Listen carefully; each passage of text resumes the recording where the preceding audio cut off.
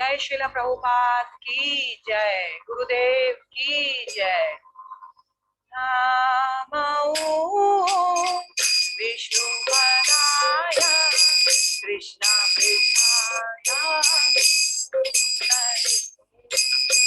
श्रीमते भक्ति वेदांत स्वामी नित्यानंद।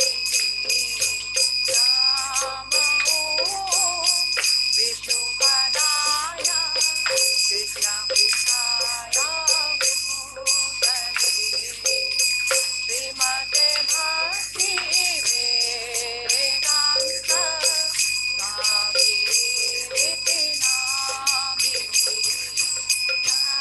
नमस्ते सरस्वती देवे गौरवाणी प्रचारिणी निर्विशेषा शून्यवादी पाशदारिशधारिणी नमस्ते।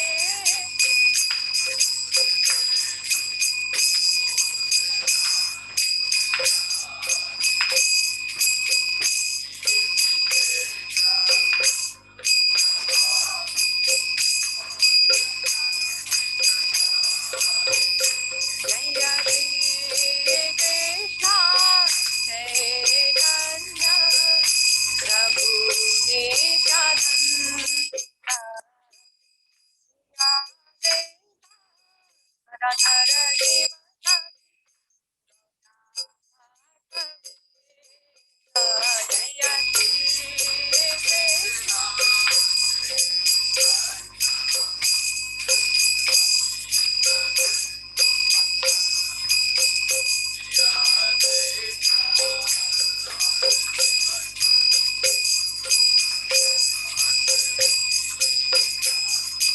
Hare Krishna, Krishna Krishna, Hare Hare, Hare Rama, Rama Rama, Hare Hare, Hare Krishna, Krishna Krishna, Hare Hare, Hare Rama, Rama Rama, Hare Hare, Hare Krishna, Krishna Krishna, Hare Hare, Hare Rama, Rama Rama, Hare Hare, Hare Krishna, Hare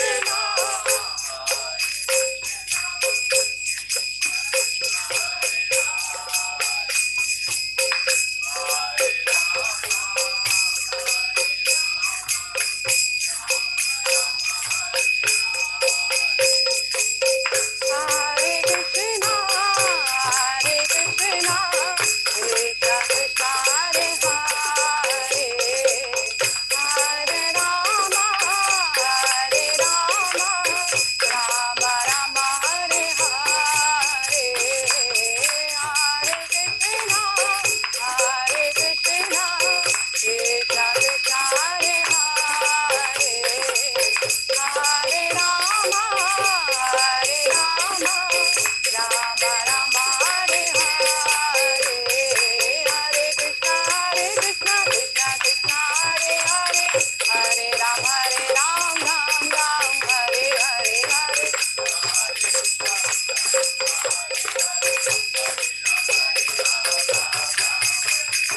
Hare Krishna, Krishna Krishna, Hare Hare, Hare Ram, Ram Ram, Hare Hare, Hare Hare Krishna, Krishna Krishna, Hare Hare, Hare Ram, Ram Ram, Hare Hare,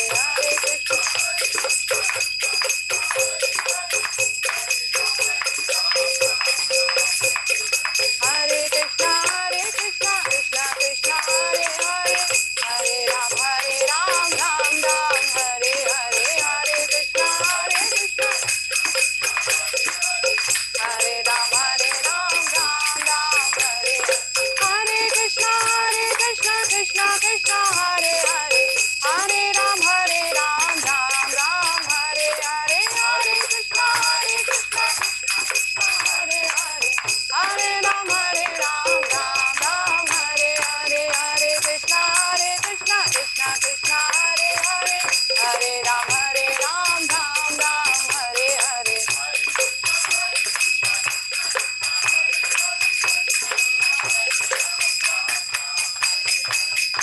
जय राधा माधव राधा माधव राधे जय राधा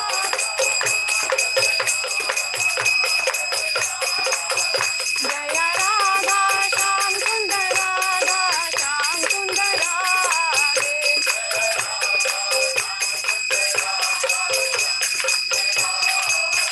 जय जय प्रभुपाद प्रभुपाद प्रभुपाद प्रभुपाद जय जय प्रभुपाद प्रभुपाद प्रभुपाद जय जय गुरुदेव गुरुदेव गुरुदेव गुरुदेव जय जय गुरुदेव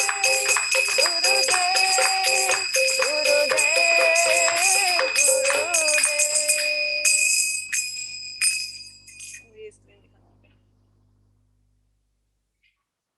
जय ओम विष्णुपाद परमहंस परिव्रजकाचार्य अष्टोत्तर श्री श्रीमदेसी भक्ति वेदांत स्वामी श्रील प्रभुपाद की जय।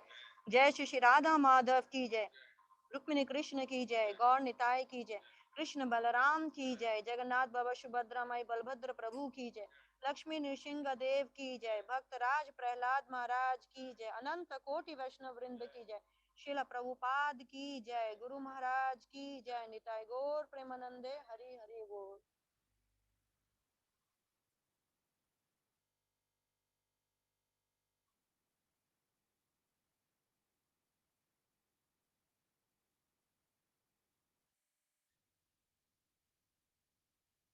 जय श्रील प्रभुपाद की जय। गुरुदेव की जय। निताय गौर प्रेमानंदे हरि हरि बोल। ओम ज्ञानं तिमिरान्धस्य ज्ञानञ्जनशलाकया चक्षुरुन्मीलितं येन तस्मै श्रीगुरुवे नमः।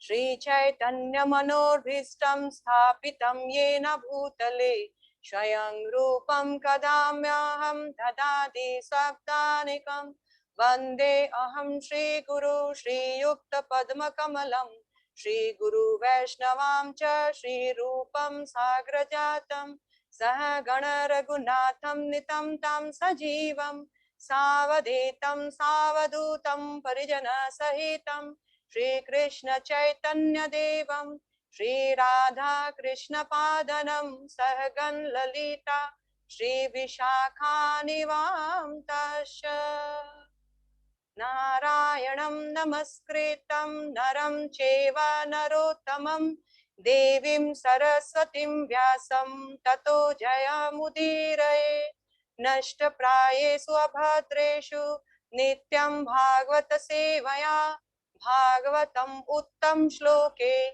भक्तिर्भवति नैष्ठिकी मुखं करोति वाचलं पङ्गुलङ्घायते गिरिं यत्कृपा त्वम् अहं वन्दे श्रीगुरुदीनतारिणं परमानन्द माधव श्रीचैतन्य ईश्वरं। जय श्री कृष्ण चैतन्य प्रभु नित्यानंद श्री अद्वैत गदाधर शिवासादि गौर भक्त वृंद। हरे कृष्णा कृष्णा कृष्णा हरे हरे हरे राम राम राम हरे हरे।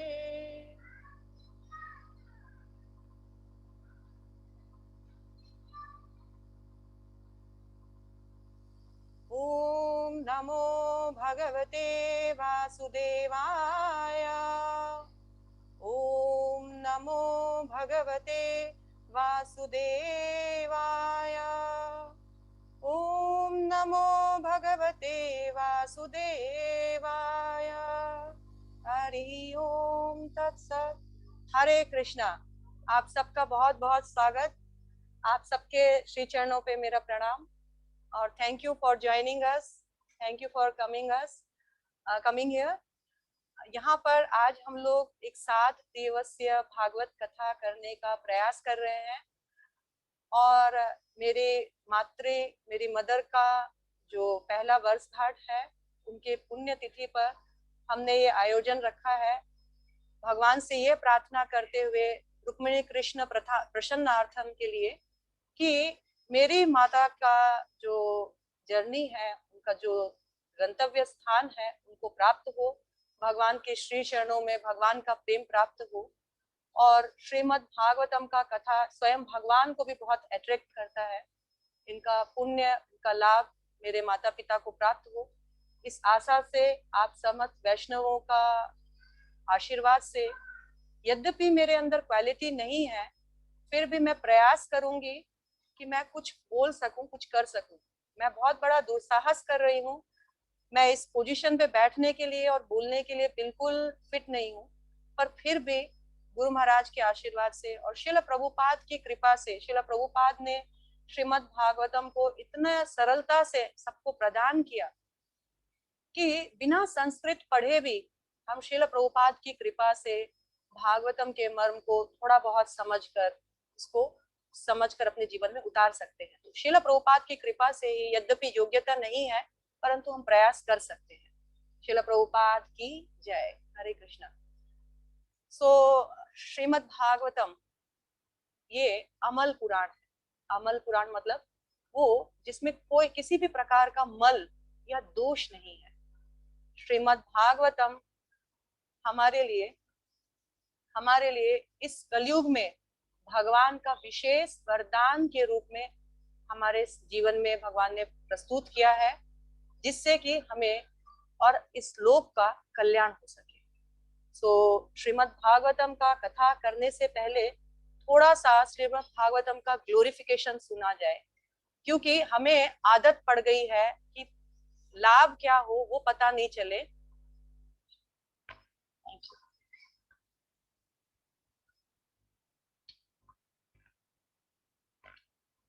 श्रीमद् भागवतम का लाभ क्या हो सुनने से, तो क्यों हम 7 दिन इतना लंबे समय इतना प्रयास करें?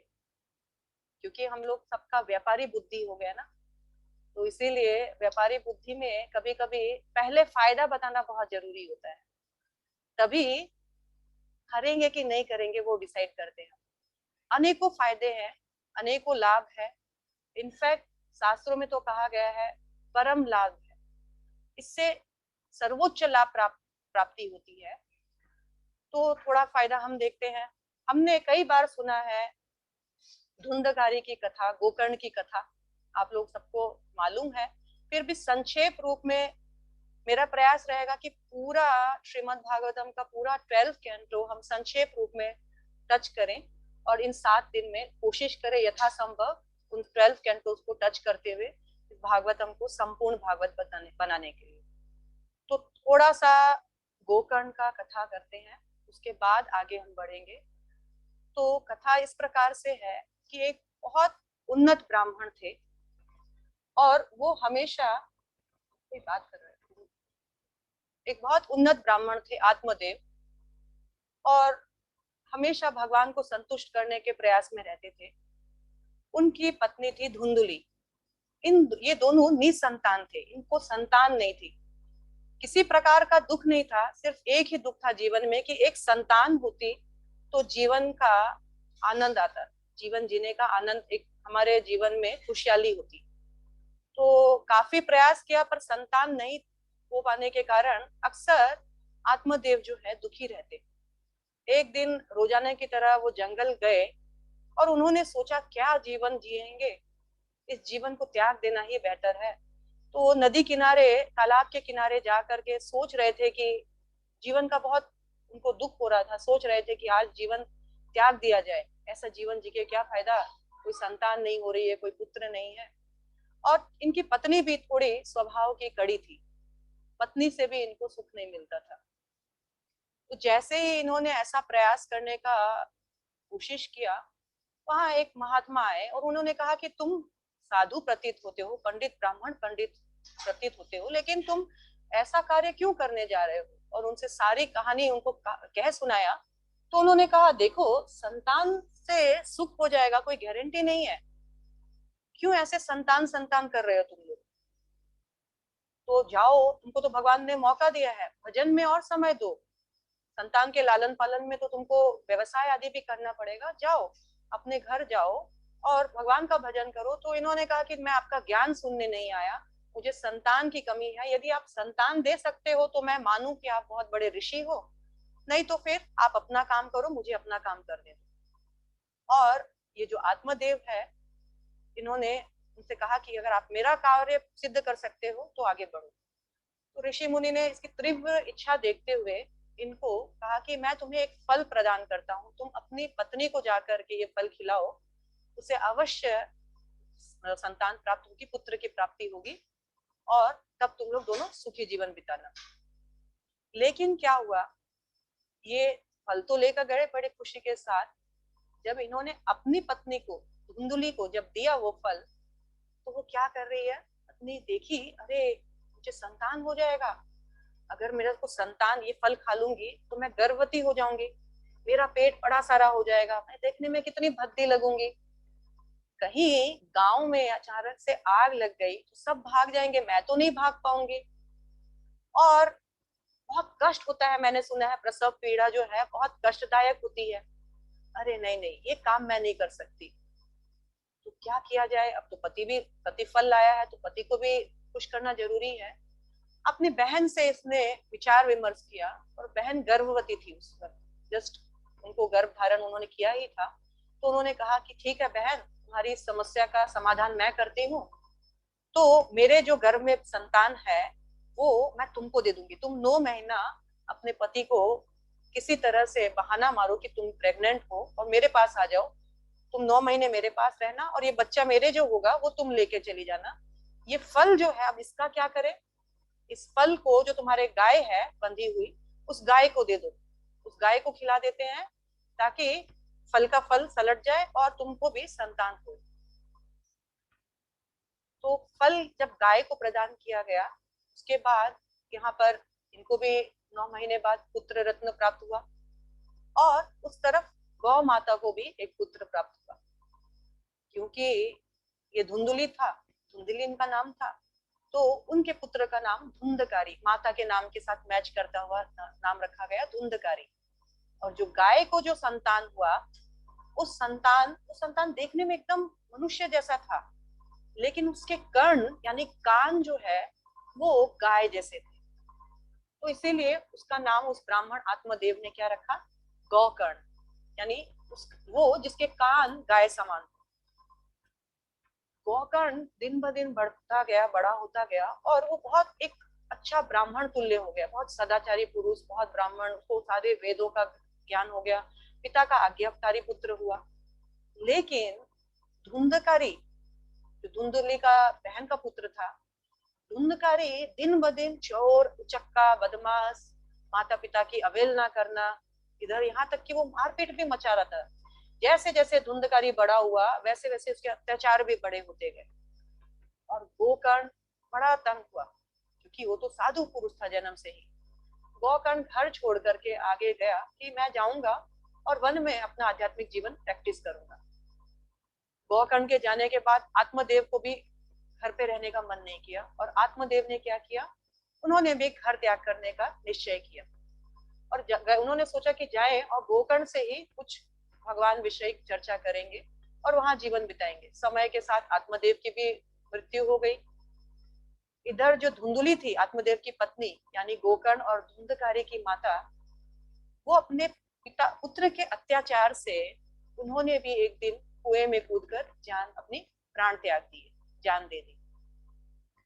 घर में बचा सिर्फ धुंधकारी, बदमाश धुंधकारी। अब उसको लग रहा है मैं ही राजा। उसने एक नहीं, दो नहीं, तीन नहीं, पांच पांच वैश्याओं का संग किया, अपने घर पे उनको रखा, उनके साथ रमन करता। एक दिन उन वैश्याओं ने आपस में सोचा कि हमको ये कितने दिन एंटरटेन कर सकता है, इसका धन खत्म हो जाएगा धीरे धीरे, उसके बाद हम लोग को नया स्वामी ढूंढना पड़ेगा, तो बेटर है इसको खत्म करते हैं, अभी नया स्वामी ढूंढ लेते हैं, जो धन है इतना ही है, ये तो कमाएगा नहीं और कहीं से आएगा नहीं। उसका धन के चक्कर में उन्होंने सबने मिल करके धुंधकारी का क्या किया, हत्या कर दी, और चल पड़ी, सारा धन लूटकर चल पड़ी। इधर गोकर्ण को एक दिन मन हुआ कि अपने भाई से मिल आते हैं, गांव जाते हैं। तो जब आए तो पता चला समाचार कि भाई नहीं रहे, और वो उस रात को उसी उनका जो कुटिया है उसमें उन्होंने सोचा विश्राम करेंगे, कल फिर वापस वन की ओर जाएंगे। रात्रि को उनको स्वप्न में कौन आता है, उनका वो जो भाई, क्या नाम है उसका, धुंधकारी। धुंधकारी, गोकर्ण के सपने में धुंधकारी आता है। मैं बीच बीच में प्रश्न करूंगी आप लोगों से, ठीक है, क्योंकि ऑनलाइन तो अभी सब म्यूट है, आप लोगों से प्रश्न करूंगी ताकि आप लोग सुन रहे हैं कि नहीं मुझे पता चले। तो तो धुंधकारी स्वप्न में आता है और बताता है सारा, और बताता है कि मुझे प्रेत योनि प्राप्त हुई है भैया, मुझे इस प्रेत योनि से मुक्त करो, मैं बहुत ज्यादा दुखी हूँ, बहुत ज्यादा संकट में हूँ, मुझे उबारो। तो धुंधकारी ने बहुत कुछ वेदों शास्त्रों में इसका उपाय ढूंढा, और सूर्य देव के कथन अनुसार उन्होंने श्रीमद् भागवतम का आयोजन किया। गांव के सभी लोगों को बुलाया और श्रीमद् भागवतम का पाठ करने का निश्चय किया, क्योंकि एकमात्र वही उपाय था उनके जो प्रेत आत्मा वाले जो भाई हैं, क्या नाम है उनका, धुंधकारी, उनको उस योनि से बाहर निकाल। तो क्या हुआ, अभी अच्छे से, बहुत अच्छे से आयोजन किया गया, और वो जो धुंधकारी है उसको एक बांस में स्थान दिया गया और 7 गांठ उसमें लगा दी गई, रस्सी में 7 गांठ लगा दी गई। और ज्यों ज्यों 7 दिन में 7 बार कथा होती है, ज्यों ज्यों एक एक दिन कथा बढ़ती गई, त्यों त्यों एक एक गांठ खुलती गई, और 7वें दिन वो जो है धुंधकारी मुक्त हो गया और भगवान के धाम से उसके लिए विमान आया। वो चढ़ गए, और ऑब्वियसली उनके भाई के लिए, गोकर्ण के लिए तो आएगा ही, लेकिन जो ही गोकर्ण चढ़ रहे थे तो वो गांव वाले बोले, अरे भैया आप लोग दोनों चल पड़े, हमारा क्या होगा, हमें क्यों नहीं ले जाया जा रहा है। तो विष्णु दूतों ने कहा, इन्होंने कथा बहुत तीव्रता से सुनाई, और इस धुंधकारी ने बहुत अटेंशन एंड फेथ के साथ सुना, आप लोगों ने अटेंशन के साथ कथा नहीं सुना, इसलिए आप लोग यहाँ बैठो और ये जाएंगे। तो उन्होंने कहा, नहीं नहीं, ये हमारी गलती हो गई, अब हम अटेंशन के साथ पूरा कथा सुनेंगे, हमें भी जाना है। तो फिर वापस से द्वितीय कथा स्टार्ट हुई गांव वालों के लिए। सबने इस बार बिना मोबाइल चेक किए, बिना व्हाट्सएप चेक किए, बिना बिजनेस का टेंशन किए, बिना दूध बॉईल हो रहा है किचन में, आप लोग ऑनलाइन वालों के लिए ये भी काम कर लूं, सब्जी काटते काटते कथा सुन लूं, बिना ये सब किए, बिना फुल अटेंशन के साथ 7 दिन पूरे मनोयोग के साथ कथा सुनी। और 7वें दिन पूरे गांव का, धुंधकारी का, गोकर्ण का गोलोक के लिए प्रस्थान। श्रीमद् भागवतम कथा के श्रवण मात्र से कितना लाभ है देखिए, सिर्फ सुना और सब कहाँ पहुंचे, भगवान के धाम। इसीलिए श्रीमद् भागवतम कोई साधारण कथा नहीं है, श्रीमद् भागवतम साक्षात श्री कृष्ण है। कलयुग में साक्षात श्री कृष्ण श्रीमद् भागवतम के रूप में आए हैं। आज हम सुनेंगे, आज हम देखेंगे कैसे। तो इतना बड़ा फायदा आपको पता चल रहा है कि साक्षात भगवत धाम सिर्फ और सिर्फ इसको सुनकर जाया जा सकता है। जीव गोस्वामी बताते हैं कि ऐसे तो पॉसिबल नहीं है कि 7 दिन में भागवतम कहा जाए, सुना जाए या उसको पूरा वर्णन किया जाए। हाँ, लेकिन हम संक्षेप रूप में उसको प्रयास कर सकते हैं। एक श्लोका श्रीमद् भागवतम का इतना गुह्य है कि उसमें शायद 1 साल लग जाए। तो 7 दिन में श्रीमद् भागवतम को, कथा को संपन्न करना हम जैसे जीवों के लिए पॉसिबल नहीं है, परंतु हम संक्षेप में इसको समझ सकते हैं। लोगों के पास श्रीमद् भागवतम को बैठकर सुनने का, समझने का, पढ़ने का, इन सबका समय नहीं होता है। कलयुग में बहुत सबकी आयु जो है बहुत कम हो गई है, जीवन का कंपटीशन बहुत हाई हो गया है। लेकिन आज हमारे मंटू जी ने, वरुण जी ने और हमारे सारे परिवार ने, मुरार का परिवार ने इसका हमें एक मौका दिया कि हम समय निकाल सके। स्पेशली अभी सबके यहाँ कर्फ्यू, लॉकडाउन जैसा माहौल है, ताकि हम इसको पढ़ सके, सुन सके और ये भगवत धाम जाने के लिए अपना मार्ग जो है सशक्त कर सके। चैतन्य महाप्रभु का निर्णय है श्रीमद् भागवतम पे। चैतन्य महाप्रभु क्या बोलते हैं, थोड़ा सा गौर करते हैं, सुनते हैं। चैतन्य महाप्रभु बोलते हैं, आराधयो भगवान व्रजेश तनया सदधाम वृंदावनम रमया कश्चित् उपासना व्रजवधू वर्गाया कल्पिता श्रीमद्भागवतम् अमल पुराणम प्रेमा पुमारतो महान् श्री चैतन्य महाप्रभु मतम इदम त्रादरना पर। भगवान चैतन्य महाप्रभु जो कि कलयुग में हम जैसे शुद्र जीवों को, पतित जीवों को पतिता पावना हेतु तबावता, पतित लोगों का उद्धार करने के लिए चैतन्य महाप्रभु आए और उन्होंने श्रीमद् भागवतम के बारे में एक निर्णय दिया। श्रीमद् भागवतम के बारे में क्या निर्णय दिया कि हमारे आराध्य भगवान कौन है? ब्रजेश तनया, जो ब्रज की गोपियां जिनकी पूजा करती थी, ब्रजेश भगवान श्री कृष्ण, ये हमारे आराध्य भगवान है। तद्धाम वृंदावनम, और हमारा धाम क्या है? वृंदावन धाम। और कहा गया था कि इसका विधि क्या है भगवान को पूजने का? तो कहा गया है जैसे उपासना किया है ब्रज वधुओं ने, ब्रज की वधुओं यानी गोपियों ने, जैसे श्रीमती राधा रानी ने, गोपियों ने भगवान का आराधना किया है, वैसी आराधना ही हमारी उपासना है। उन्होंने कैसी आराधना की? सर्वस्व, अपना सब कुछ भगवान के लिए उन्होंने अर्पण कर दिया। अच्छा, इस विधि को हम सीखें कैसे? तो चैतन्य महाप्रभु बताते हैं, श्रीमद् भागवतम अमल पुराणम, श्रीमद् भागवतम अमल पुराण के माध्यम से हम जान सकते हैं, सीख सकते हैं कि भगवान को कैसे भजा जा सकता है, कैसे पूजा जा सकता है। क्योंकि वहां श्रीमद् भागवतम में भगवान के शुद्ध भक्त भगवान को कैसे प्रसन्न किए, कैसे प्राप्त किए, यही उल्लेख है। और फिर चैतन्य महाप्रभु ने कहा ये सब करने के पीछे हमारा लक्ष्य क्या है, गोल क्या है? तो लिखा है प्रेम पुमार्थो, हमारा लक्ष्य क्या है? श्रीमद् भागवतम सुनने का, भगवान को भजने का। लक्ष्य क्या है? रुपया पैसा ना, मनी इज हनी। मनी इस संसार में मनी सबसे बड़ा हनी नहीं होता है। मनी तो इस संसार में छूट जाएगा, जो भी कमाएगा एक दमड़ी भी नहीं जाएगा, और इस मनी की वजह से ही जो आप पुत्र परिजन छोड़ के जाओगे उसमें लड़ाई हो जाएगी। तो हमारे जीवन का बेसिक लक्ष्य क्या है? तो कहा गया है, चैतन्य महाप्रभु ने कहा है, श्रीमद् भागवतम को समझकर भगवान की सेवा कैसे करनी है, भगवान को कैसे प्राप्त करना है, और फिर भगवान का प्रेम को कैसे प्राप्त करना है, ये सीखा जाए। तो चैतन्य महाप्रभु, श्रील प्रभुपाद और हमारे आचार्य मेरे श्री गुरुदेव इस होलीनेस जय पताका स्वामी महाराज के कृपा से मैं श्रीमद् भागवतम का पाठ कर रही हूँ। लेकिन श्रीमद् भागवतम एक साधारण कोई किताब नहीं है। श्रीमद् भागवतम साक्षात भगवान श्री कृष्ण है। कलयुग में भगवान साक्षात श्रीमद् भागवतम के रूप में हमारे सामने आए हैं।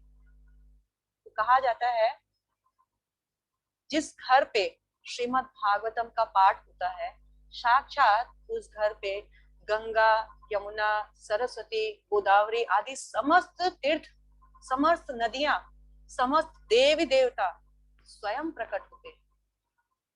जहां साक्षात श्रीमद् भागवतम की कथा होती है, वहां स्वयं भगवान प्रकट होते हैं, स्वयं भगवान रहते हैं।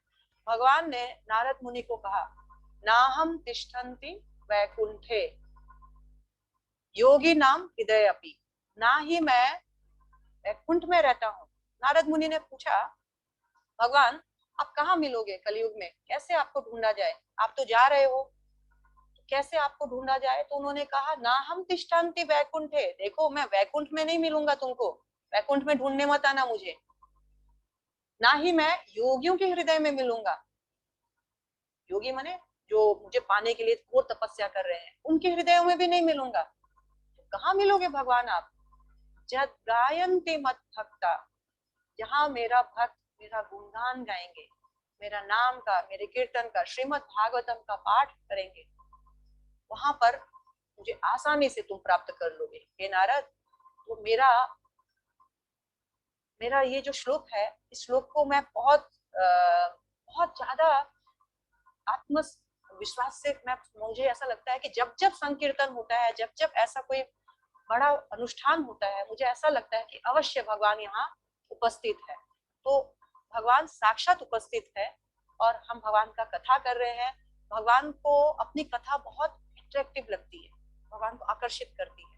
तो हम लोग इस कथा को सुनेंगे और बोलेंगे और भगवान को प्रसन्न करेंगे, ताकि भगवान प्रसन्न होंगे तो पूरी सृष्टि में फिलहाल जो अभी हमारा जो एक बहुत महामारी चल रहा है, उससे भी शायद हमको पीस एंड प्रॉस्पेरिटी का प्राप्ति हो। तो श्रीमद् भागवतम का प्रथम स्कंद लेते हैं आज। प्रथम स्कंद में पहला जो अध्याय है, उसमें प्रथम 3 श्लोका बहुत महत्वपूर्ण है। प्रथम 3 श्लोका बहुत ज्यादा महत्वपूर्ण है। आप लोगों को जानकारी होगी कि टोटल श्रीमद् भागवतम का 12 स्कंद है। 12 स्कंद में 335 चैप्टर्स है और 18,000 श्लोका है। 18,000 श्लोका वाले इतने बड़े वॉल्यूम श्रील व्यासदेव स्वामी व्यासदेव जी ने हमको प्रस्तुत किए। उन्होंने इसको हम जैसे जीवों के लिए, कलयुग के जीवों के लिए उन्होंने इसको लिखित रूप में प्रस्तुत किया।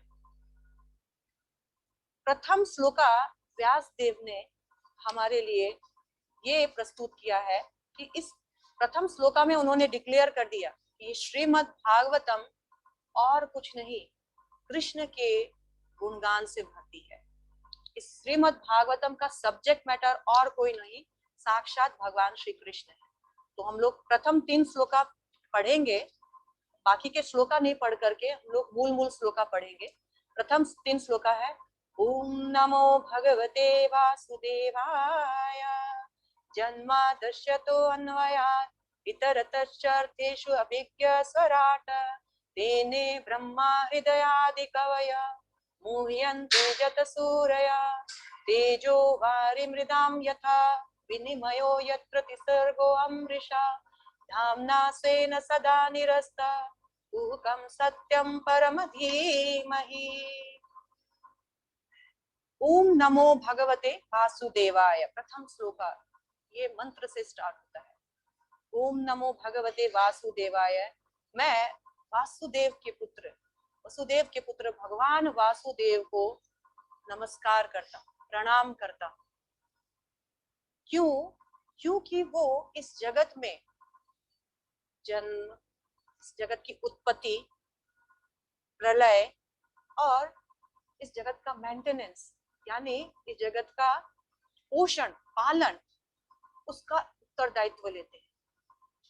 सब कुछ करने वाले वो ही है। इस जगत को रचने वाले, इस जगत को पालन करने वाले, इस जगत को संहार करने वाले आदि कारण वो ही है। इतरतश्च अर्थस्य अभिज्ञ स्वराट, भगवान इस जगत के बारे में सब कुछ जानते हैं, डायरेक्टली इनडायरेक्टली सब कुछ जानते हैं। इंच इंच की खबर है। हमें हमारे शरीर की खबर नहीं रहती है। शरीर में कुछ होता है तो एक्सरे या ईसीजी या कुछ करना होता है, लेकिन भगवान को इस जगत के इंच इंच की खबर है। और वो स्वराट है। स्वराट मतलब कंप्लीटली इंडिपेंडेंट है, किसी पे डिपेंडेंट नहीं है, बल्कि सारा जगत उन पे डिपेंडेंट है। उनको किसी से अनुमति नहीं लेनी होती है, वो सबको अनुमति प्रदान करते हैं, ऐसा व्यासदेव ने बताया। भगवान ने ही इस सृष्टि के प्रथम जीव ब्रह्मा जी को सबसे पहले ज्ञान प्रस्तुत किया, और क्योंकि वो प्रथम जीव है, उसके बाद सारा ज्ञान प्रस्तुत करने का कार्य जो है ब्रह्मा जी के उत्तरदायित्व में आया। लेकिन जिस सृष्टि के प्रथम जीव ब्रह्मा को भगवान ने ज्ञान प्रदान किया, और वो ही भगवान, ये इन भगवान के कारण समस्त देवी देवता, समस्त ऋषिगण, वो सब मोह में पड़े रहते हैं। वो भगवान को आज तक समझ नहीं पाए, यहाँ तक कि देवी देवता भी समझ नहीं पाए भगवान के बारे में एग्जैक्टली। इतने भगवान के गुणगान है, इतने विशाल है भगवान। ये सब ठीक जैसे कि इस संसार में 3 गुणों से सब कोई मोहित रहते हैं, जल में थल, थल में जल को ढूंढते हैं, वैसे ही सारे देवी देवता भी मोहित रहते हैं। भगवान अपने धाम में विराजमान रहते हैं और भगवान के धाम में ये तीनों गुणों का कोई प्रभाव नहीं है, वो परम धाम है। ऐसे भगवान, ऐसे परम भगवान को मैं ध्यान करता। इस तरह से उन्होंने इस प्रथम श्लोका में भगवान को नमस्कार प्रस्तुत करते हुए इस भागवत की आगे व्याख्या की। तो जब प्रथम श्लोका में भगवान के बारे में बता दिया, तो अब भगवान को कैसे प्राप्त किया जा सकता है, इसके बारे में उन्होंने द्वितीय श्लोका में बताया गया। उन्होंने द्वितीय श्लोका में क्या कहा? धर्म प्रयोजिता केतवो अत्र परमो निर्मत्सरणां सतां वेद्यं वास्तमत्र वस्तु शिवदं त्रापत्रयोन्मूलम् श्रीमद्भागवतं महामुने कृते किं वा परेरेश्वर श्रद्धयो हृदयावृद्धयो ते अत्र कीर्तिभिः शुश्रूभिस्तक्षणात्। उन्होंने बताया, देखो तुम लोग श्रीमद् भागवतम सुनने आए हो, तुम्हारा पर्पस क्या है? श्रीमद् भागवतम सुनने से बहुत पैसा मिल जाएगा, बहुत बड़ा आदमी बनूंगा, ऐश करूंगा, मौज मस्ती करूंगा। अगर इस उद्देश्य से आए हो तो तुम लोग चले जाओ। श्रीमद् भागवतम में क्या है? धर्म प्रयोजितः केतवा। ये श्रीमद् भागवतम जो है चिटिंग धर्म प्रस्तुत नहीं करेगा। ये क्या प्रस्तुत करेगा? परम धर्म। मनुष्य का परम धर्म क्या है? मैं यहाँ क्यों आया हूँ, ये मनुष्य जीवन मुझे क्यों मिला है, वो जानना है। तो ये श्रीमद् भागवतम आपको हाईएस्ट बेनेडिक्शन, हाईएस्ट वरदान प्रस्तुत करेगा। वो है अपना वास्तविक स्थिति और भगवान के साथ अपने संबंध को पुनः स्थापित करना। कहा गया है ये श्रीमद् भागवतम उनके समझ में आएगा जो भक्त ईर्ष्यालु नहीं, और ये हमारा शिवदम प्रदान करने के लिए। शिवदम मतलब होता है परम कल्याण। भागवतम से सबका परम कल्याण होगा। त्रापत्रयो उन्मूलम, श्रीमद् भागवतम से क्या होगा? हम 3 प्रकार के तापों से हमेशा घिरे रहते हैं। 3 प्रकार के ताप क्या है? अपने शरीर से मिलने वाला कष्ट, देवी देवताओं से या इस भौतिक जगत से मिलने वाला कष्ट, अन्य जीवों से मिलने वाला कष्ट। ये हमारे जीवन में इन 3 प्रकार में से एक न एक प्रकार का कष्ट हमेशा हमारे जीवन में रहता ही है। या तो अपना शरीर हमको कष्ट दे रहा है, मान लीजिए सर दर्द हो रहा है, शरीर से बीमारी से हम दुखी हैं, या तो कोई अन्य जीव, मेरे पति की वजह से, मेरे बच्चे की वजह से, तो मच्छर की वजह से, तो चींटियों की वजह से हम परेशान रहते हैं, या तो फिर देवी देवताओं का प्रकोप। कभी बहुत धूप है तो कभी बहुत बारिश है, तो कभी कहीं सुनामी आ गया, कहीं भूकंप आ गया। इन 3 में से एक ना एक रोग से हम ग्रस्त हैं, कष्ट से हम ग्रस्त हैं। और ये श्रीमद् भागवतम आपके लिए गुड न्यूज लेके आ रहा है, क्योंकि यहाँ कहा गया है ताप त्रयो, मीन्स दिस 3 टाइप्स ऑफ ताप। उन्मूलनम, उन्मूलनम मतलब जड़ से उखाड़ के फेंक देगा।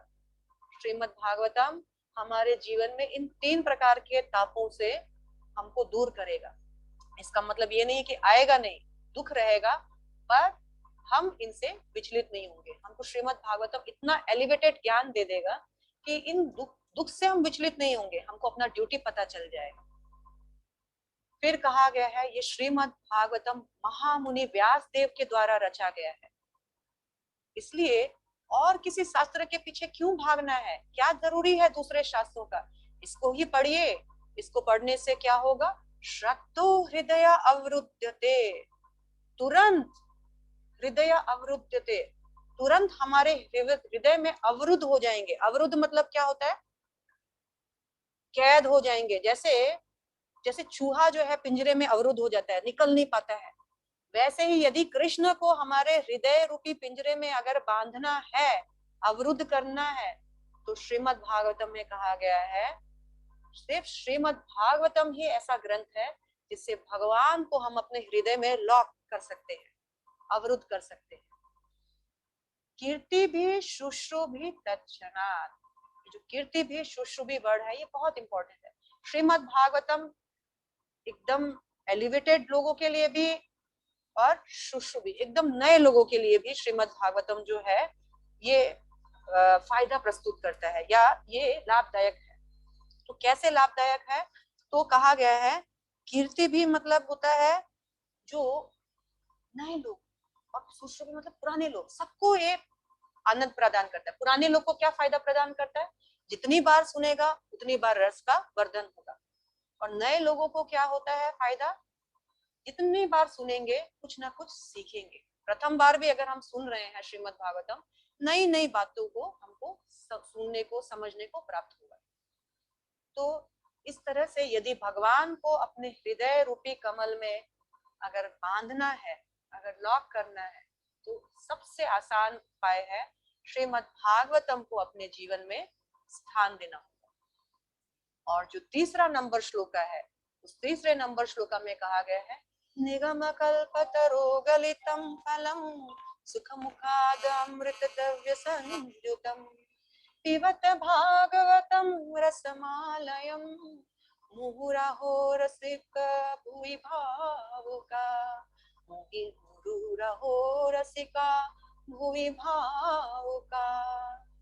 इनविटेशन दे रहे हैं, जैसे हम लोगों ने आपको इनविटेशन दिया जूम पर, व्हाट्सएप ग्रुप पर, आइए आइए श्रीमद् भागवतम पाठ का रस आस्वादन कीजिए, वैसे यहाँ पर व्यास देव इनवाइट कर रहे हैं, अरे रसिक जनों, अरे पूविक जनों, इस पृथ्वी पर ज्ञानी रसिक जनों आप आओ और श्रीमद् भागवतम रूपी परिपक्व फल का, वेदों का ये परिपक्व फल है, इसका रसास्वादन करो।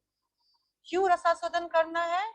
क्योंकि ये अल्टीमेट फल प्रदान करने वाला है, अल्टीमेट फ्रूट है, अल्टीमेट फल है। और सुखदेव गोस्वामी के द्वारा चखा जाने के बाद ये फल और भी मीठा हो गया है, इसका मूल्य और भी ज्यादा बढ़ गया है। तो आओ और इस रस को क्या करो? पीना है। रस तो लिक्विड फॉर्म हो गया ना, आम और उसका रस, रस मतलब सार, आप इस रस को सार कीजिए। और इस तरह से इन 3 श्लोकों में श्रीमद् भागवतम का मंगलाचरण करने के बाद व्यास देव कथा प्रारंभ करते। उन्होंने कहा एक बार की बात है, नैमिषारण्य नामक एक वन में 88,000 ऋषि मुनि आए और एकत्र हुए। उन्होंने देखा कि कलयुग आने वाला है और कलयुग का स्थिति बहुत बुरा है। क्या है कलयुग का स्थिति है मंद आयु मंद भाग्य सुमंद मतयो। सब कुछ कलयुग में मंद हो जाएगा, हमारी आयु क्षीण हो जाएगी, हमारा भाग्य क्षीण हो जाएगा, हमारे स्मरण शक्ति क्षीण हो जाएगी, लोग कलह करने लग जाएंगे, लोगों के अंदर लोभ हो जाएगा, लोग डिस्टर्ब रहेंगे। ऐसे कलयुग के लोगों का उद्धार भला कैसे किया जा सकता है? तो इन्होंने इन सब चीजों का परामर्श करने के लिए, समाधान निकालने के लिए कितने ऋषि एकत्रित हुए? 88,000। और इन 88,000 ऋषियों ने वहां पर सूत गोस्वामी को अपना स्पीकर चुना। सूत मतलब होता है जो निम्न जात में पैदा हुआ। निम्न जात में पैदा होने वाले सूत गोस्वामी को ऋषि मुनि बोलते हैं, आप कथा सुनाइए। ऐसा क्या कैलिबर था उनमें, ऐसा क्या योग्यता थी कि सूत जाति से होने के बाद भी उनको व्यास आसन दिया गया? तो बताया गया है कि वो भगवान के परम भक्त थे, यही उनका सबसे बेस्ट बड़ा क्वालिफिकेशन था। वैष्णवों का कोई जाति नहीं होता है, शूद्र की व नाशी, कोई जाति नहीं होता है वैष्णव का, क्योंकि वो भगवान के परम भक्त थे, इसलिए उनको व्यास गद्दी दिया गया। और उनमें अन्य गुण भी थे कि उनको शास्त्रों का ज्ञान था, उन्होंने अपने पिता से सारे पुराण आदि को सबको सुना हुआ था। और इस तरह से उनको सबने चुना और 88,000 ऋषि मुनियों में से सौनक ऋषि जो है इन सबके बिहाफ में, इन सबकी ओर से इनके कैप्टन बनते हुए इनसे प्रश्न उत्तर कर रहे हैं। कि पहला उन्होंने 6 प्रश्न किए। कि हे सूत गोस्वामी, कृपया हमारे 6 प्रश्नों का उत्तर आप, हमारे 6 प्रश्नों का जिज्ञासा है उनको आप संतुष्ट कीजिए। पहला है कि जन सामान्य के लिए परम कल्याण कार्य क्या है, क्या करें कि उनका परम कल्याण हो जाए, इनका जन सामान्य के लिए। दूसरा प्रश्न है कि समस्त वेदों का सार बताइए, जितने भी स्क्रिप्चर्स है, वेद है, उनका सार बताइए।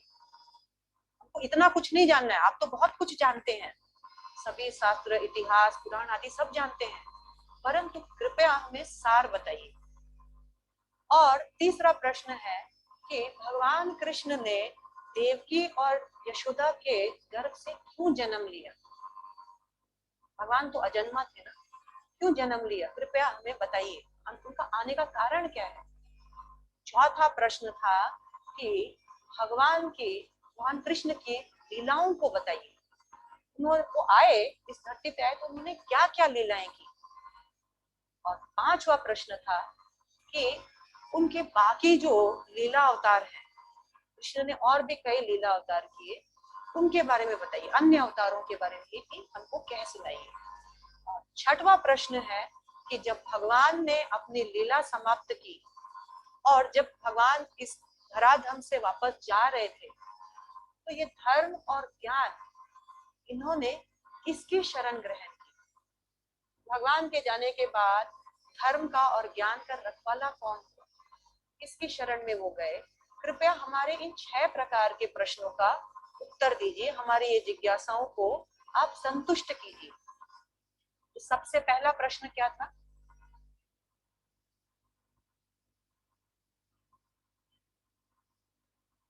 हाँ, जनसाधारण के लिए क्या किया जा सकता है, लोगों का कल्याण कार्य क्या है, किसमें होगा? जन सामान्य, जो लोग कुछ नहीं जानते हैं, जिनको बहुत कुछ नहीं मालूम है, जो बहुत कुछ जानते हैं, उन सबका बताइए, ठीक है। तो हमारे लिए भी यही प्रश्न है, हमको बहुत कुछ आता नहीं है, बहुत जानते नहीं है, लेकिन हमारा कल्याण कैसे हो, हम ये सोचते हैं ना। तो श्रीमद् भागवतम स्टार्ट होते ही चैप्टर नंबर 2 में ही ये बता दिया, क्या बताया कि जन सामान्य का कल्याण किसमें है।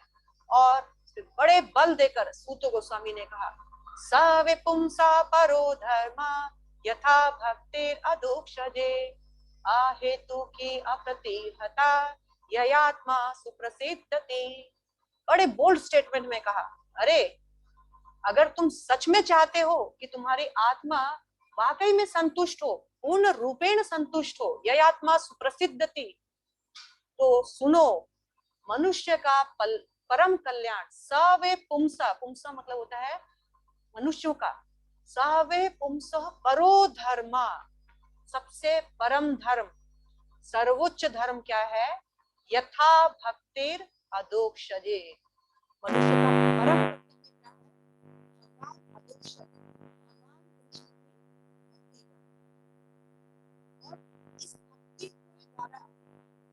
की अप्रतिहता, इस अप्रहितु की अप्रतिहता भक्ति के द्वारा ही सब नेट इस चल रहा है।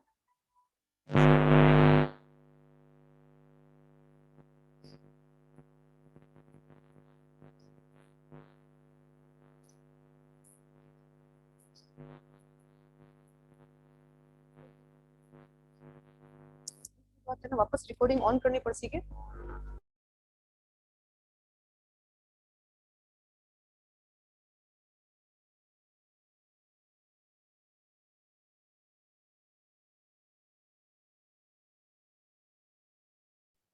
हरे कृष्णा, आवाज आ रही है माता जी? साउंड आ रही है? आवाज आ रही है कि नहीं पता नहीं, सुन तक आवाज आ रहा है क्या? Yes, it's okay, please thumbs up कीजिए। ओके, ठीक है।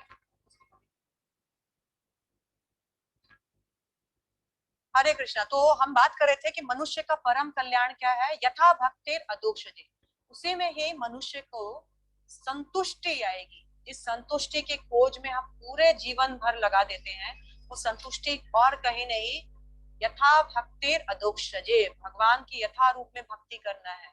और इस यथा रूप में भक्ति करने से हम लोग भगवान को संतुष्ट कर सकते हैं। और इस भक्ति रूपी इससे संतुष्टि प्रदान होते ही हमारी आत्मा जो है प्रसन्नचित हो जाएगी, और प्रसन्नचित आत्मा जो है सदैव इस जगत में अन्यों को और स्वयं को प्रसन्नता प्रदान कर सकती है।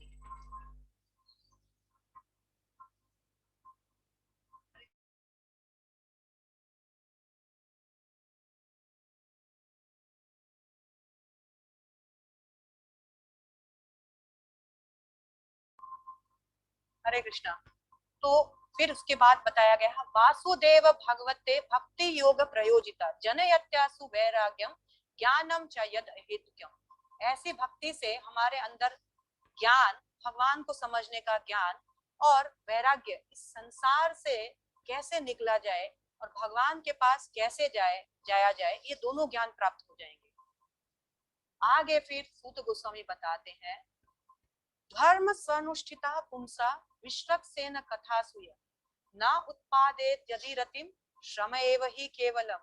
अरे यदि आकर भगवान अधोक्षज की भक्ति नहीं की और उल्टे पुल्टे काम किए, खाली लालन पालन में रह गए, विश्वक्षेन कथा सूया ना उत्पादित यदि रति, यदि भगवान श्री कृष्ण के कथाओं में, भगवान श्री कृष्ण की भक्ति में यदि तुमको रुचि उत्पन्न नहीं हुई, तो वो मूर्ख, तुमने बहुत कुछ किया, लेकिन वो जो किया वो क्या होगा, श्रम एव ही केवलम, कठोर मेहनत किया वैसा होगा। कठोर मेहनत तो गधा भी करता है ना। तो इनडायरेक्टली सुत गोस्वामी बता रहे हैं कि तुम गधे जैसे आए और गए और खूब मेहनत किया और चले गए।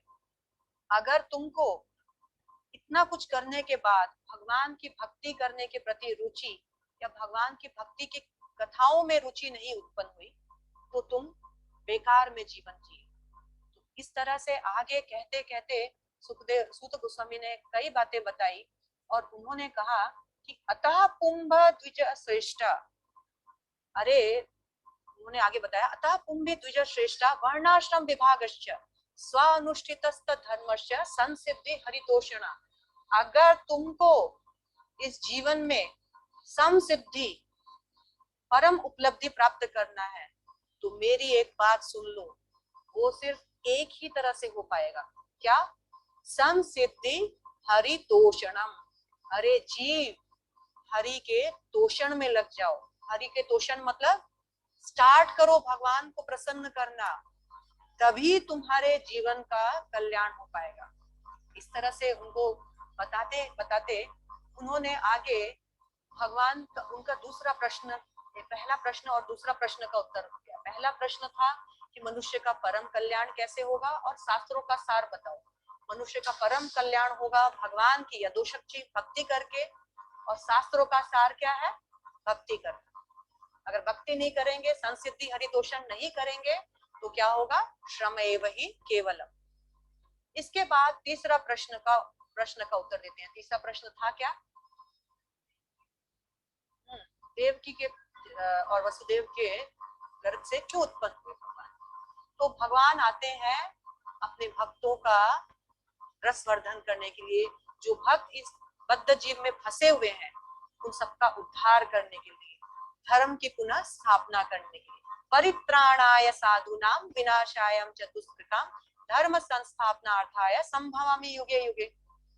फिर चौथा प्रश्न था कि भगवान के, पहले चौथा प्रश्न था कि, प्रश्न क्या था चौथा? कृष्ण की लीलाओं के बारे में बताइए। तो उन्होंने बताया कि कृष्ण की असंख्य लीलाएं हैं और पूरी भागवतम जो है इन लीलाओं का ही वर्णन है, स्पेशली दसम स्कंद। उन्होंने कहा लीलाएं अपरंपार है, कितनी बताऊं, परंतु मैं प्रमुख के बताता हूँ। उन्होंने 22 प्रमुख जो अवतार है उनके बारे में बताया। उसमें से भी 10 जो प्रमुख अवतार है उनके बारे में भगवान के 10 प्रमुख अवतार जो है, मत्स्य अवतार, कूर्म अवतार, वराह अवतार, नृसिंह अवतार, वामन अवतार, परशुराम अवतार, राम अवतार, कृष्ण और बलराम अवतार, बुद्ध अवतार और उसके बाद में कलगी अवतार। इस तरह से 10 मेन अवतारों के बारे में बता करके उन्होंने आगे कहा कि देखो ये सब तो अवतार है भगवान के, लेकिन उन्होंने कहा याद रखना, इति चम सकला पुंसा कृष्णस्तु भगवान स्वयं इंद्रारे व्याकुलम लोकम मृडयन्ति युगे युगे। देखो ये सारे अवतार जो हैं वो भगवान के अंश अवतार है या अंशा अंश अवतार है, लेकिन कृष्णस्तु भगवान स्वयं, भगवान तो केवल कृष्ण है, बाकी क्या है, भगवान के अवतार है या भगवान के अवतारों के अवतार है। तो एक चीज हमें क्लियर कर लेना है कि श्रीमद् भागवतम के प्रारंभ से ही सुखदेव गोस्वामी, सूत गोस्वामी हमको संकेत कर रहे हैं कि भगवान तो केवल कृष्ण है और कोई भगवान नहीं है। तो बाकी कौन है, इतने अवतार जो है वो कौन है, उनके अंश या अंश अवतार है, अवतारों के अंश है या अंश। इस तरह से आगे बढ़ते हुए उन्होंने उनका छठवां प्रश्न का उत्तर दिया। छठवां प्रश्न क्या है, कृष्ण जब, पांचवा प्रश्न का उत्तर लीला अवतार। लीला अवतार हमने बताया कि भगवान ने असंख्य लीलाएं की, लेकिन उसमें से प्रमुख लीला जो है 22 और फिर 10 अवतार। और छठवां प्रश्न क्या था, भगवान कृष्ण के जाने के बाद धर्म और ज्ञान ने किसकी शरण ली। तो कहा कृष्ण स्वधाम उपगते, जब कृष्ण अपने स्वधाम को चले गए, उपगते धर्म ज्ञान आदि भी सह, धर्म और ज्ञान भी उनके साथ चला गया। जैसे भगवान यहाँ से गए, धर्म और ज्ञान भी उनको अकंपनी किया उन्होंने भी। लेकिन फिर कलो नष्ट दृशाम ऐसा, कलयुग के लोगों का जो आंख खराब हो गया है ना, भगवान का विजन, भगवान को देखना, भगवान स्पिरिचुअलिटी के बारे में जो उनका विजन लॉस्ट हो गया है, उस लॉस्ट नष्ट आंखों को वापस से टॉर्च लाइट दिखाने के लिए भगवान क्या है, पुनः नारको, भगवान सूर्य के रूप में वापस आए। और कौन सा रूप लेकर आए भगवान इस बार, श्रीमद् भागवतम के रूप में भगवान क्या किए, अधुनोदितो, भगवान फिर से प्रकट हुए। जैसे सूर्य चला गया लेकिन सूर्य वापस प्रकट होता है ना, वैसे भगवान तो गए लेकिन श्रीमद् भागवतम के रूप में भगवान वापस आए। तो ये श्रीमद् भागवतम कितना महान है कि भगवान कलयुग में पर्सनली कैसे आए, श्रीमद् भागवतम के रूप में आए। और इसके साथ भगवान क्या लेकर आए, ज्ञान और धर्म को वापस लेकर आए। यानी श्रीमद् भागवतम को यदि कोई पढ़ता है, समझता है, सुनता है, तो वो ज्ञान और धर्म को अपने जीवन में पुनः स्थापना कर पाता है। इस तरह से जब 6 प्रश्न के उत्तर हो गए, तो श्रीमद् भागवतम का इतना बड़ा गुण सुन करके सौनक आदि ऋषियों को मन में जिज्ञासा हुई, अच्छा श्रीमद् भागवतम इतना बड़ा महान है, ग्रंथ है, कृपया इसके बारे में हमें और बताइए। उन्होंने और प्रश्न किया। अब की बार उन्होंने 3 प्रश्न किए। वो 3 प्रश्न क्या है, हे सूत गोस्वामी कृपया हमें बताइए कि ये श्रीमद् भागवतम कैसे प्रकट हुआ, इसका बर्थ कैसे हुआ, इसको किसने सुना और इसको किसने सुनाया। तो जिसने सुनाया परीक्षित महाराज ने सुना, और जिसने सुनाया वो सुखदेव गोस्वामी थे। क्यों सुना, कैसे सुना, किस स्थिति में सुना, इसके बारे में सब कुछ हमको डिटेल में बताइए, वर्णन कीजिए, हम जानने के इच्छुक है। इतना महान ग्रंथ है कि भगवान स्वयं श्रीमद् भागवतम के रूप में आए हैं, तो ये हमारे पास कैसे, किस रूप में आया, अर्थ कैसे हुआ। तो श्रीमद् भागवतम के बारे में जानने का जिज्ञासा हुआ, और यहाँ से उन्होंने स्टार्ट किया कि श्रीमद् भागवतम जो है वो, श्रीमद् भागवतम जो है व्यासदेव लेकर आए। व्यासदेव कौन है, तो व्यासदेव किसके पुत्र हैं, पराशर और किसके पुत्र हैं, सत्यवती, उनके पुत्र हैं। और उन्होंने पहले प्रथम सिर्फ एक ही वेद था, एक ही वेद को उन्होंने कलयुग का स्थिति देखते हुए उन्होंने सोचा कि एक वेद इतना हाई वॉल्यूम है, ये लोग पढ़ेंगे नहीं, तो क्या करना होगा, इसको एक वेद को उन्होंने 4 में विभाजित किया, ऋग्वेद, अथर्ववेद, सामवेद, यजुर्वेद, 4 वेदों में उन्होंने विभाजित किया। और फिर एक पंचम पुराण भी उन्होंने किया, क्योंकि इतना जो स्त्री है, शूद्र है, वैश्य है, उनके लिए क्या होगा, उन लोग के पास इतना समझने का कैपेसिटी नहीं है। तो उनके लिए महाभारत, इतिहास, पुराण आदि का रचना किया, जो कि पंचम वेद कहा जाता है। इस तरह से 5 वेद को उन्होंने प्रस्तुत किया। इतना कुछ लिखा, उसके बाद पुराण इत्यादि लिखने के बाद वो बहुत डिस्टर्ब हो गए। को लगा कि मैं क्या करूं, मैं इतना कुछ वर्णन किया लेकिन मैं संतुष्ट नहीं हो पा रहा हूं। अपने गुरु का आह्वान किया। व्यास देव के गुरु है नारद जी, गुरु का आह्वान किया। जैसे अर्जुन ने भी भागवत गीता में अपने गुरु का आह्वान किया कि गुरुदेव मुझे कुछ समझ नहीं आ रहा है, मुझे क्या करना चाहिए। तो कार्पण्य दोषा उपता स्वभाव पृच्छामि त्वं धर्म सम्मूढ़ चेता यच्छ्रेयसा निश्चितं ब्रूहि तन्मे शिष्यस्तेहं साधिमां त्वं प्रपन्नम्। अर्जुन ने भी कहा मुझे शिष्य बना लो और जो श्रेष्ठ है वो बताओ। यहाँ पर जब ये विपदा में आए, उन्होंने भी अपने गुरु का आह्वान किया, नारद मुनि का। और नारद मुनि का आह्वान करके बताया, कृपया बताइए मेरे दुख का कारण क्या है। मैं इतना कुछ वर्णन कर चुका परंतु मुझे संतुष्टि, इनर पीस, हैप्पीनेस नहीं मिल रही है। तो नारद मुनि ने उनको फटकारते हुए कहा कि तुमने इतना कुछ लिखा कि कलयुग के लोग भ्रमित हो जाएंगे। तुमने जो पुराण लिखा उसी पुराण में उसी देवता को महान बना दिया, तुमने जो ग्रंथ रचा वही सर्वोत्तम बना दिया। तो लोग तो पहले से ही भ्रमित थे, तुमने और कंफ्यूज कर दिया। देखो नारद, तुमने इतना कुछ लिखा, देखो व्यास, तुमने इतना कुछ लिखा लेकिन तुमने भगवान और भगवान के भक्तों का खुलकर वर्णन नहीं किया। सब जगह गुप्त रूप में, सूक्ष्म रूप में किया, लेकिन तुमने खुल के उसका वर्णन नहीं किया। इस कारण तुम्हारे अंदर संतुष्टि नहीं है। क्या किया जाए गुरुदेव, नारद मुनि से पूछा व्यासदेव ने, क्या किया जाए। तो उनके गुरुदेव ने कहा, जाओ भगवान और भगवान के शुद्ध भक्तों के बारे में लिखना प्रारंभ करो, श्रीमद् भागवतम लिखना प्रारंभ करो।